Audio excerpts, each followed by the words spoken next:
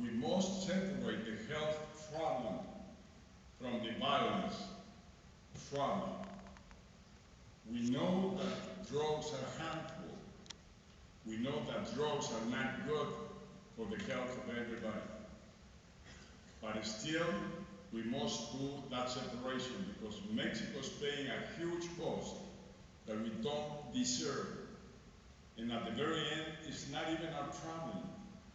We just happen to be in between. Those nations that produce drugs in the south, like Venezuela, Colombia, Ecuador, Bolivia, and this huge market in the north. Mexico just happens to be in between, trying to withhold, trying to refrain, trying to reduce the drug transit from the south to this nation. And we're paying the toll of blood and death. And we're losing our youth by the thousands. 40,000 killed. Kids from 14 to 25-year-olds. And other 40,000 that killed them. And other many young that are participating and working for the cartels for a salary of $1,000 a month.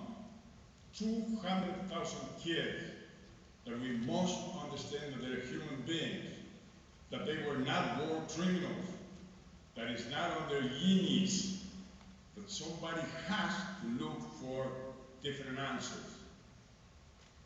Legalization could be one answer. One example, Portugal. There is a Cato report, K-A-T-O, think tank in Washington, D.C. Highly recognized, highly respectable, highly professional. The report for 10 years of legalizing drugs in Portugal is 25% decrease in drug consumption.